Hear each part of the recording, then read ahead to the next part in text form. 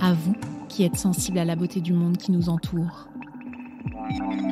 Explorez, inspirez-vous, éveillez-vous, réveillez-vous. Good Green Vibes, immersion au cœur de l'éco-aventure de ceux qui changent le monde. Prêt à embarquer ?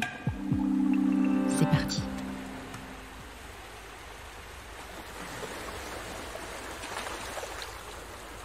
Mallory et Julien sont amoureux. Ils partagent leur vie et ont une passion commune, l'océan. Pour agir et encourager à le préserver, ils ont créé l'association Bluetopia et se sont faits explorateurs et passeurs de connaissances. Ils partent, sacs, caméras et micros au dos, à la découverte des solutions pour la préservation de la Grande Bleue. Ils créent des séries documentaires positives qu'ils diffusent au plus grand nombre pour montrer que les solutions existent, qu'elles sont là, à portée de main. Immersion au cœur de l'éco-aventure de Mallory et Julien, l'autre confort, à portée de main. Je suis Mallory Morin, j'ai 25 ans, j'habite à La Rochelle et ce qui est au cœur de ma vie, c'est l'océan. Et c'est pour ça que j'ai décidé, il y a 3 ans et demi avec Julien, de créer une association qui vise à préserver l'océan, qui s'appelle Bluetopia. Je m'appelle Julien, j'ai 27 ans. Avec Mallory, en mars 2018, on a créé Bluetopia. Très vite, avec Mallory, on a commencé à agir, à se poser pas mal de questions, à se renseigner. Et nous, on s'est lancé dans le zéro déchet. D'ailleurs, on y allait un peu trop fort au début. Et on est aussi devenu vegan à la maison, jusqu'à partir de fin 2018, devenir complètement vegan.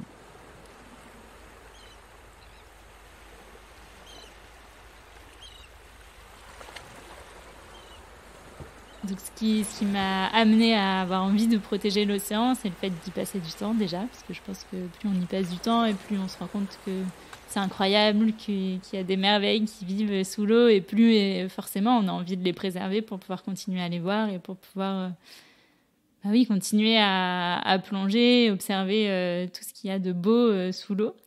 Une des plus belles expériences, je pense, que j'ai eues avec l'océan, c'était notamment en Indonésie, sur l'île de Nusa Penida, à Bali. Quelques jours avant mon anniversaire, où on a fait une plongée avec un centre de plongée français qui s'appelle Warna Kali, et on est allé plonger au Manta Point alors que c'était pas du tout la saison des raies manta. Donc je m'attendais à ne pas voir grand chose et peut-être quelques petites raies, mais clairement pas les raies manta. Au bout de 20 minutes, elles n'étaient pas là, donc je m'étais faite à l'idée, et puis il y en a une première qui est arrivée, puis une deuxième, puis une troisième, et il y en a eu tellement qu'on les comptait même plus.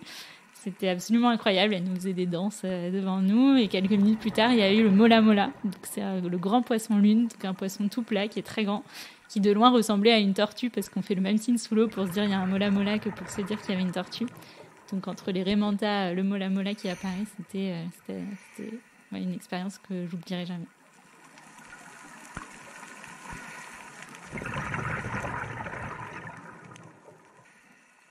En parallèle, il y a aussi des documentaires qui m'ont énormément marquée. Donc, des documentaires où on voit la faune et la flore magnifiques qu'on ne voit pas forcément tous les jours à côté de chez nous, mais aussi des documentaires qui montrent que on est en train de tout détruire et que nos modes de vie n'y sont pas pour rien, et où je me suis rendu compte qu'en fait, tout ce que je faisais au quotidien participait à détruire ce que j'adorais voir sous l'eau, notamment à travers l'alimentation, à travers les déchets qu'on achète et qu'on produit.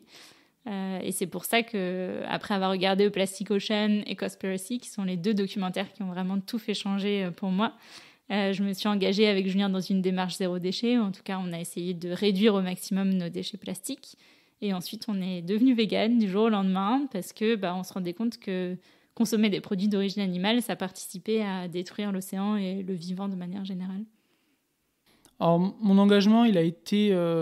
brutal, c'est peut-être pas le bon terme, mais il y a vraiment un avant et un après Maldives. Donc en octobre 2016, je débarque aux Maldives, et donc j'y reste 1 an. J'ai pu faire des plongées où il y avait une vingtaine de raies manta qui dansaient autour de moi, avec des plongées où on voyait une dizaine de tortues, de l'eau cristalline. Mais j'ai pu faire aussi des plongées où il y avait des récifs coralliens très endommagés, voire des récifs coralliens totalement anéantis. certains plongeurs expérimentés qui, eux, plongeaient depuis 20 ou 30 ans et qui me racontaient très clairement que, ne serait-ce qu'il y a 10 ans, c'était un tout autre océan, beaucoup plus vivant. Donc forcément, on se dit que quelque chose cloche.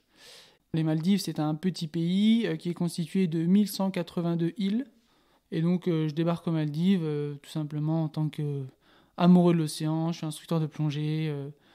Je suis un peu insouciant. J'ai pas vraiment de conviction écologique. J'en ai même pas du tout. Tous les jours, j'ai une bouteille d'eau en plastique, une par jour, d'1,5 litre. Il faut savoir que l'île où je vivais, elle faisait 900 mètres de long sur 200 mètres de large. Donc forcément, on voit très vite ce qui se passe au niveau des déchets. Et donc, tous les jours, il y avait un feu qui était lancé au bout de l'île, forcément très très loin des clients. Et une fois par semaine, il y avait un bateau poubelle, pour le coup, qui passait récolter les déchets. Et donc j'ai commencé à me renseigner, à poser quelques questions aux locaux, à savoir comment ça se passait. Et puis je me suis rendu compte que forcément, la plupart des déchets étaient brûlés, et ce qui n'était pas brûlé était justement envoyé sur une île poubelle. Et donc c'est à partir de ce moment-là où j'ai commencé à refuser de prendre les bouteilles plastiques.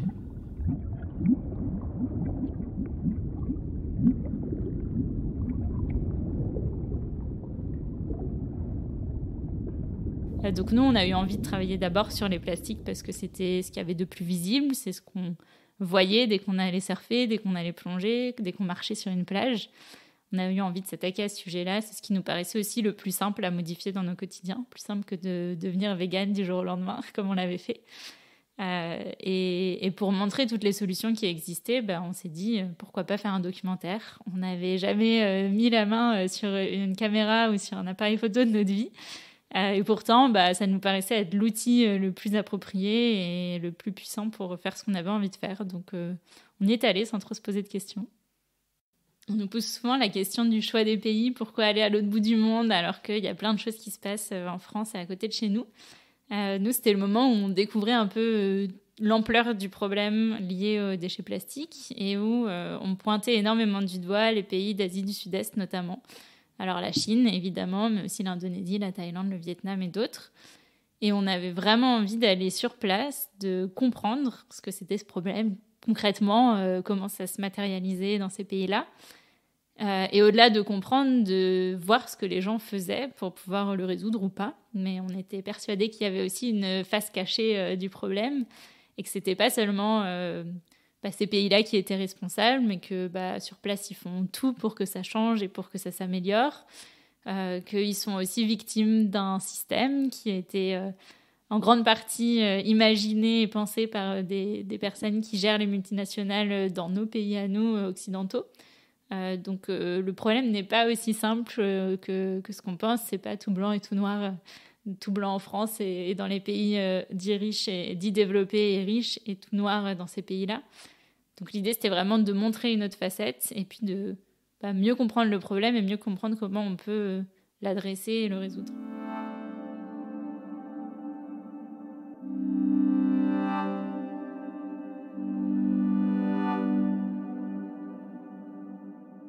Juste avant de partir, il fallait faire nos sacs. Donc on avait tous les deux un gros sac à dos et un petit sac à dos. Dans mon gros sac à dos, il y avait quelques vêtements, mais il y avait surtout beaucoup de produits d'hygiène parce qu'en fait, on voulait absolument pas utiliser de produits emballés dans du plastique et on s'était dit qu'en Asie du Sud-Est, on trouverait pas de produits zéro déchet. Donc du coup, on avait 7 shampoings, 7 savons, 2 déos, du baume à lèvres, enfin tout ce qu'il faut, tout ce qu'on utilise au quotidien pour se laver, pour prendre soin de soi, dans le sac à dos. Donc ça pesait très lourd.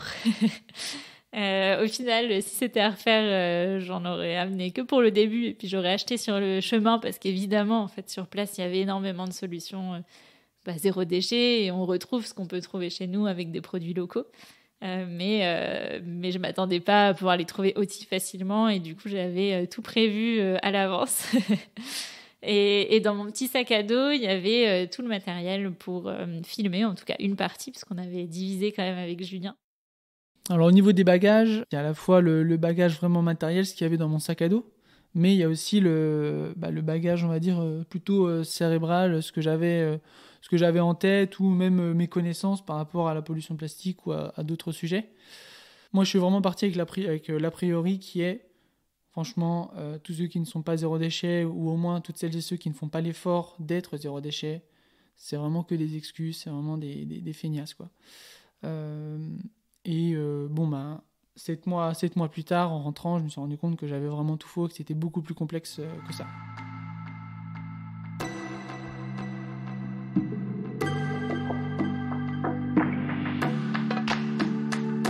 Là commence le périple de Mallory et Julien.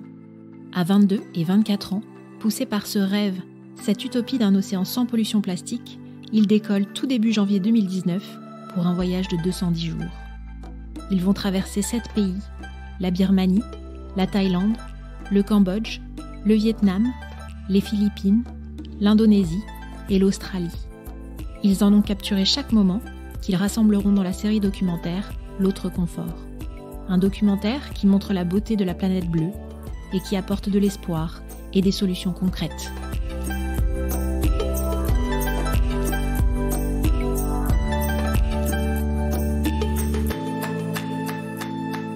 Au tout début, quand on arrive, c'est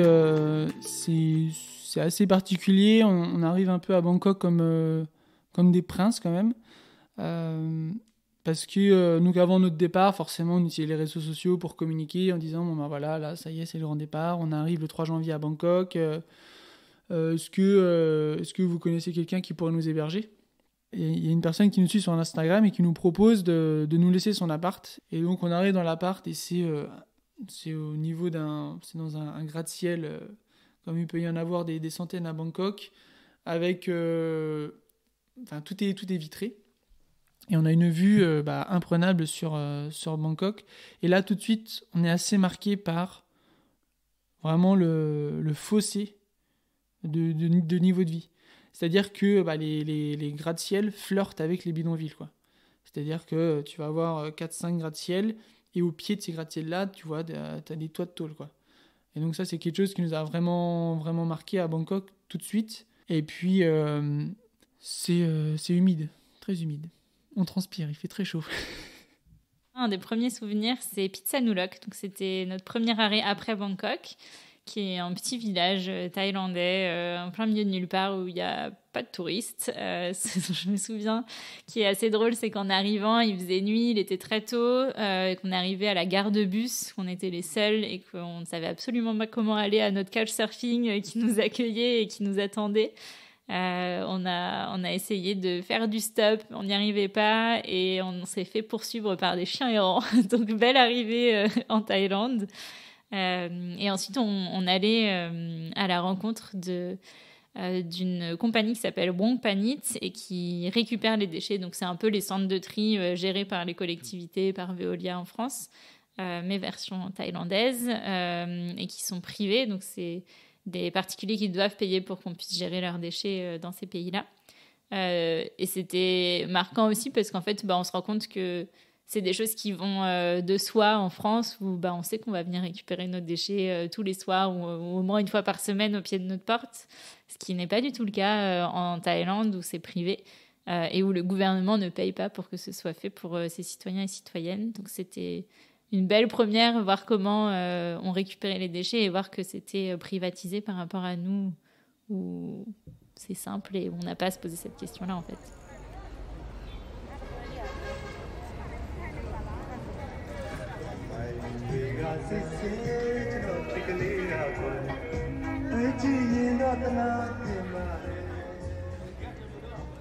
Alors depuis le début, avec Julien, on avait envie de dormir dès que c'était possible chez l'habitant ou chez l'habitante, parce que c'était aussi une aventure humaine et on avait envie de rencontrer des locaux, de voir comment ils vivaient, de passer du temps avec eux et pas juste d'être des touristes arrivés là et vivre dans le confort qu'on pourrait avoir avec des hôtels et en mangeant tout le temps au resto.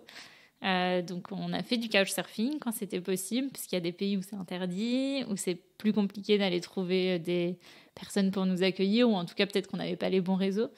En tout cas on l'a fait quand c'était possible, et sinon on dormait en auberge où on rencontrait d'autres jeunes qui voyageaient, qui avaient parfois des projets similaires ou qui voyageaient simplement pour le plaisir. Mais on passait aussi beaucoup de temps avec les personnes qu'on rencontrait, donc soit elles nous hébergeaient, soit on passer des journées entières ensemble, parce que c'était important de pas simplement aller les interviewer 1 heure et ensuite de partir, mais de pas du tout comprendre dans quel état d'esprit elles étaient, dans quel monde elles vivaient, de comprendre aussi tout ce qui les entoure et tout ce qui fait que elles font ce qu'elles font aujourd'hui. Donc quand c'était possible et quand elles en avaient l'opportunité, elles nous accueillaient, on passait beaucoup de temps ensemble aussi. Je pense que s'il y a une chose que je regrette au niveau du montage du documentaire et qu'on aurait pu mettre plus en avant justement, c'est cette bienveillance et l'accueil qu'on a pu recevoir partout où on allait. Ouais, peut-être que dans le documentaire final, avec du recul, je me dis, il manque peut-être ce côté vraiment humain qui pourtant a transpiré tout au long de notre rencontre, quoi. Partout où on allait, les gens nous accueillaient avec les bras ouverts, le grand sourire, et ils nous donnaient vraiment tout. Donc aux Philippines, on est allé sur l'île de Bantayan, qui est, pour ceux qui connaissent et ceux et celles qui connaissent, au nord-ouest de Cebu. Et on est allé donc dans un village où j'étais allée 3 ans plus tôt dans le cadre de mes études pour créer un magasin coopératif avec les femmes du village, où elles travaillent encore aujourd'hui, et où on vend un peu tous les produits du quotidien pour que les personnes du village n'aient pas à aller dans la ville d'à côté qui était un peu loin. Donc on est retourné là-bas, on leur a fait la surprise, ils n'avaient aucune idée que j'allais revenir et que j'allais passer quelques temps avec eux. Donc c'était incroyable de revoir tout le monde, de revoir les enfants qui criaient mon nom quand on est arrivé.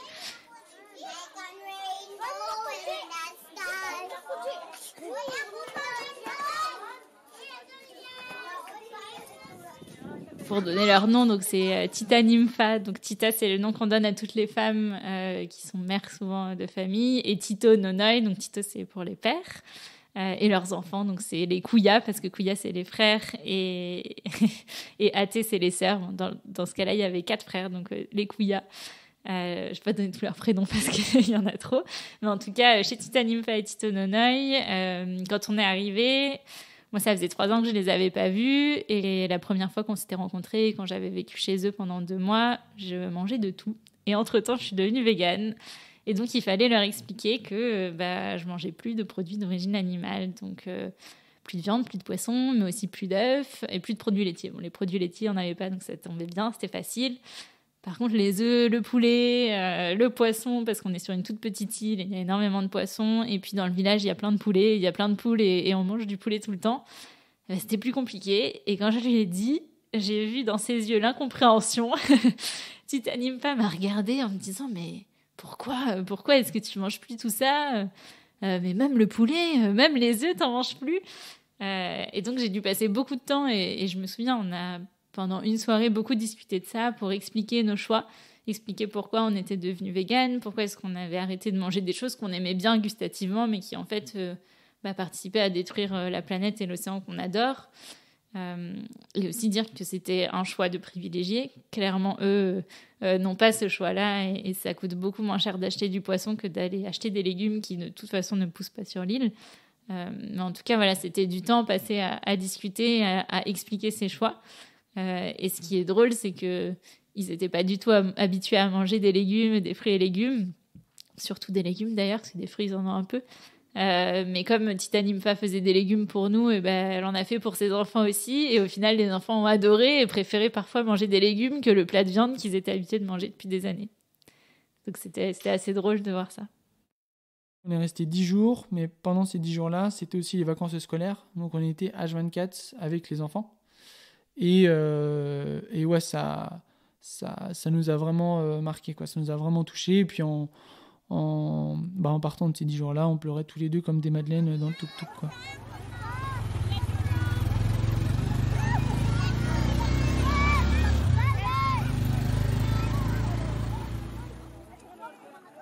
Donc ça, c'était vraiment une période très très touchante. D'autant plus que c'est des familles qui vivent avec 5-6 $ par jour par famille. Et malgré ça, elles ont fait les efforts. En seulement 10 jours, tout le monde a compris qu'à leur échelle, en tout cas, ils pouvaient réduire les déchets plastiques.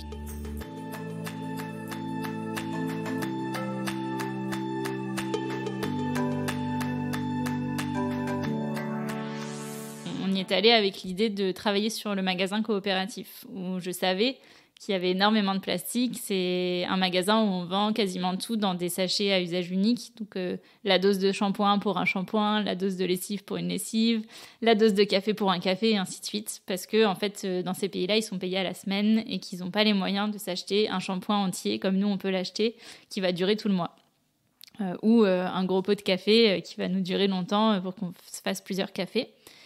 Donc il y avait ces petits sachets qu'on ne pouvait pas éliminer parce que de toute façon on ne va pas changer tout en quelques jours sur place, mais il y avait aussi des sachets qui étaient rajoutés et qui là clairement pouvaient être éliminés. Donc en fait elles achetaient, les femmes qui tiennent la boutique achetaient des gros sacs de riz et les remettaient dans des plus petits sacs en plastique donc pour pouvoir les vendre en petite quantité parce que personne ne peut se payer des grosses quantités de riz. C'était la même chose pour le sucre, la même chose pour les petits poissons séchés qu'elles vendaient. Mais il y avait l'huile qui était déjà vendue dans les contenants des gens qui venaient acheter leurs affaires à la boutique. Et donc, ils avaient déjà ce système de consigne qui marchait très bien pour l'huile, mais qui n'avait pas du tout été mis en place pour le reste. Et donc, on y allait en se disant, on va essayer de mettre en place la consigne et on verra bien ce que ça donne, si ça prend ou pas. Et on l'a mise en place. Au bout du 2e ou 3e jour, on était là. On n'est pas non plus arrivé à tout changer du jour au lendemain. Mais en tout cas, on leur a proposé. On a essayé de la mettre en place. Premier jour, tout le monde a oublié son contenant. Mais on a dit, on vend rien s'ils n'ont pas leur contenant. Et puis la prochaine fois, ils ne l'oublieront pas. 2e jour, il y a la moitié des gens qui l'ont ramené et l'autre moitié qui avait encore oublié. Et 3e jour, tout le monde avait son contenant. Et en fait, c'était beaucoup plus simple parce que les femmes du magasin, elles n'avaient pas à mettre le riz dans des petits sachets plastiques qui parfois étaient troués et du coup, elles perdaient des grains de riz et il fallait tout recommencer. Et les gens qui achetaient, ils avaient déjà leur riz dans les contenants, dans leur tupperware qu'ils avaient chez eux et qui de toute façon, ils retransféraient avant dans les contenants. Donc en fait, c'était plus simple pour tout le monde. Ça faisait beaucoup moins de déchets, sachant que dans le village, personne ne venait récupérer les déchets depuis plusieurs années et qu'ils étaient obligés de les brûler ou de les mettre dans un coin. Au final, ça faisait moins de déchets et du coup aussi un meilleur cadre de vie pour eux. Et en fait, c'était une belle réussite dans le sens où ils n'ont pas d'argent, ils n'ont pas les moyens et pourtant, ils ont réussi à réduire les déchets sur quelque chose de super simple et en changeant leurs habitudes en 3 jours, alors qu'on pourrait croire qu'il aurait fallu des mois et des mois pour que ça rentre dans leur tête. Je ne sais pas comment c'est aujourd'hui. Ça fait longtemps qu'on est parti, mais je pense qu'ils continuent. En tout cas, la dernière fois qu'on en discutait par message, parce qu'ils adorent Facebook sur Messenger, ils disaient que ça marchait toujours aussi bien.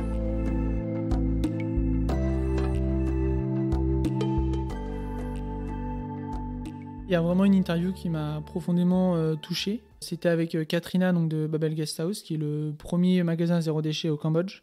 I am Katrina. I am from Norway. We've had Babel Guesthouse for 8 years, and now we just opened up Cambodia's first zero waste shop and are trying to spread the word about both responsible tourism, but also all the plastic pollution that is a big problem in Cambodia. Quand on faisait l'interview, elle était enceinte et on sentait qu'elle faisait le maximum pour essayer de proposer un futur durable et souhaitable pour ses enfants, mais on sentait aussi qu'elle était assez inquiète parce que tout est trop lent. Ouais. A Plastic Free Ocean, Utopia ou Challenge? Oh, Utopia! Parmi les rencontres qu'on a pu faire, il y en a énormément qui m'ont marqué, mais si là je devais parler d'une seule qui m'a le plus marqué, ce serait celle de Vishkavanta. Elle est mannequin au Cambodge et elle est très connue des jeunes et notamment des jeunes filles cambodgiennes. Et elle a décidé de créer sa marque de produits cosmétiques naturels et zéro déchet. Et elle utilise l'influence qu'elle a en tant que mannequin pour changer les choses dans le bon sens au niveau de la cosmétique, mais de manière plus générale sur les modes de vie plus raisonnés, plus sobres, avec plus de matières naturelles et avec moins de déchets plastiques. Et c'était une belle rencontre parce que c'était quelqu'un qui était local. On a rencontré énormément de personnes expatriées qui lancent des projets dans des pays qui ne sont pas les leurs. Donc certes, c'est génial et ça apporte de nouvelles choses, apporter de nouvelles cultures aussi et de nouvelles idées dans des pays qui ne sont pas les leurs. Mais en fait, on avait aussi envie de rencontrer des personnes qui sont nées dans ces pays-là et qui ont envie de changer les choses chez elles. Et Vishka en fait partie. Elle m'a marqué dans le sens où c'est vraiment la définition même de donner du sens à sa notoriété.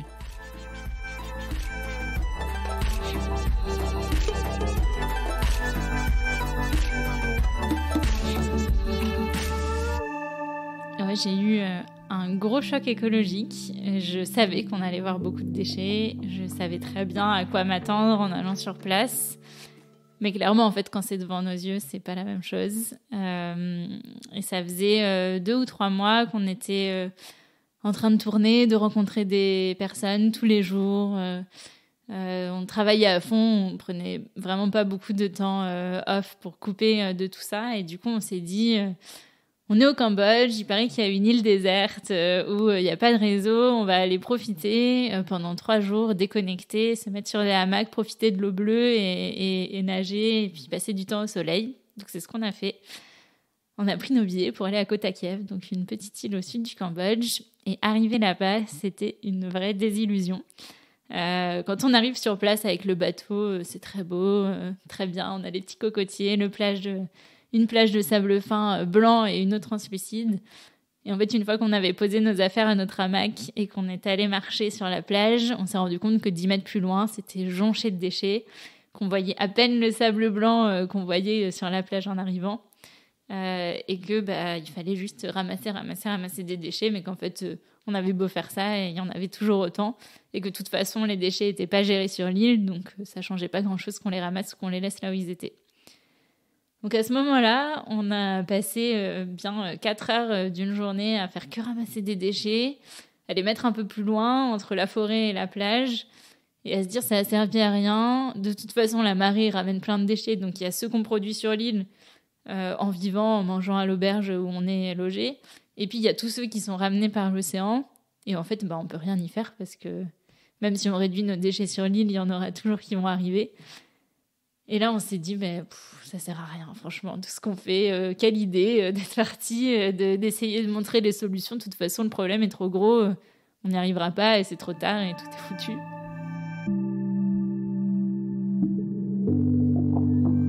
Et puis en même temps, rapidement, on s'est dit qu'il y avait énormément de solutions, que finalement, on avait prévu de rencontrer 28 personnes, 28 initiatives, on en a rencontré plus de 60, qu'il y en a plein d'autres qu'on n'a pas le temps de rencontrer, qu'il y en a en Asie du Sud-Est, mais qu'il y en a aussi en France, et que si tout le monde se met ensemble et se met à mettre en place les solutions qu'ils développent, on arrivera petit à petit à résoudre le problème, en tout cas à le résorber au maximum. Donc il y avait aussi cette lueur d'espoir, mais on était quand même dans l'ambiguïté de se dire ok, le problème est super gros, et en même temps, il y a énormément de solutions qui existent pour le résoudre.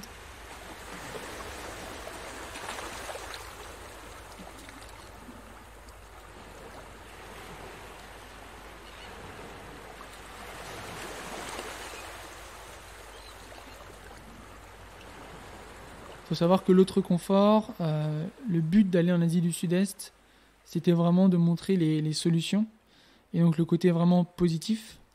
Et donc on n'a pas cherché à aller voir des décharges, des déchets, avoir des images choquantes, mais justement on voulait montrer des images optimistes, positives, et montrer véritablement les solutions. Les solutions, elles existent, elles sont là, elles sont présentes partout dans le monde. Peu importe que le pays soit plus ou moins dit développé, plus ou moins riche, etc. Toutes les solutions, elles émergent. C'est difficile de tirer un enseignement de toute cette éco-aventure, si on peut l'appeler comme ça. Mais c'est vrai qu'en fait, je pense qu'une des choses qui nous a le plus marqué, en tout cas ce qui m'a le plus marqué, c'est qu'avant de partir, je pensais que c'était très simple de s'engager et que c'était très simple de limiter, pas d'éliminer, mais en tout cas de réduire au maximum les déchets plastiques qu'on produit. Mais en fait, quand on va voir d'autres pays, quand on va voir d'autres classes sociales aussi, on a des personnes qui n'ont pas du tout les mêmes moyens que nous, on peut avoir en France, qui n'ont pas accès aux mêmes choses, qui n'ont pas accès aux mêmes magasins. On se rend compte que c'est bien plus compliqué que ça en a l'air, et que il faut arrêter aussi de pointer du doigt des actions individuelles, surtout si c'est des contextes et des personnes qu'on ne connaît pas précisément, et que chacun on avance sur notre propre chemin, et c'est pas tout blanc ou tout noir, et que on a tous on fait avec nos moyens, en fait, on fait avec ce qu'on a, on fait avec ce qui est disponible autour de nous, et avec ce qu'on peut faire en fonction de nos préoccupations et du temps disponible et de l'espace dans notre esprit qu'on peut avoir aussi. L'autre confort, c'est 7 mois en Asie du Sud-Est m'ont permis d'ouvrir les yeux et de me rendre compte que de me rendre compte encore plus qu'on était véritablement en France et Mallory et moi, qu'on était véritablement des privilégiés et qu'on avait accès à tout, quoi. Cette aventure, j'ai envie de dire, l'aventure, elle a à la fois changé tout et rien de ma vie. Parce que je sais pas dire si c'est vraiment un changement, si c'est tout simplement une évolution, si c'est tout simplement le prolongement et la suite logique de l'autre confort. C'est-à-dire que en rentrant de l'autre confort, on s'est beaucoup plus intéressé avec Mallory à d'autres secteurs, notamment l'alimentation, le transport, l'énergie. Il y a eu une influence directe et c'est pas forcément celle qu'on attendait. C'est-à-dire qu'avant de partir, on était des zéro déchet ultra stricts. Donc on laissait rentrer aucun bout de plastique chez nous. Et quand on est rentré, en fait, bizarrement, on a été beaucoup plus laxiste. Parce qu'on s'est rendu compte que le plastique, certes, c'était un problème important qui menaçait l'océan, mais qu'il y en avait aussi plein d'autres. Et qu'on s'était peut-être un peu trop concentré sur le plastique et pas sur le reste. Il y a évidemment l'alimentation, c'est pour ça qu'on est devenu vegan du jour au lendemain il y a 3 ans et demi. Et il y a plein d'autres choses. Il y a aussi la finance, il y a aussi l'énergie. En fait, il y a plein de choses dans notre quotidien qui vont avoir un impact. Et le plastique, c'en est qu'une petite partie. Et en fait, on se mettait un peu trop la pression, que ce soit sur le plastique ou sur autre chose, mais en tout cas sur le plastique. À se dire il nous faut 0 morceau de plastique chez nous, alors que on est vegan et que parfois un bout de tofu ça nous fait plaisir, un bout de fromage végétal emballé dans du plastique ça nous fait aussi plaisir.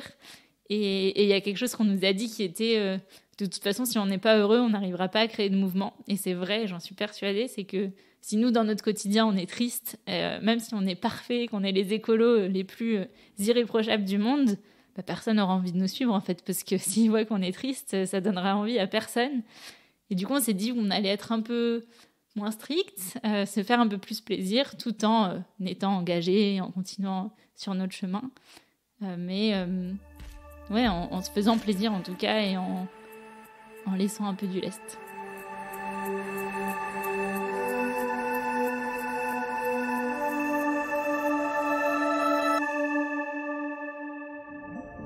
Là s'arrête le périple de Mallory et Julien pour l'éco-aventure L'autre confort.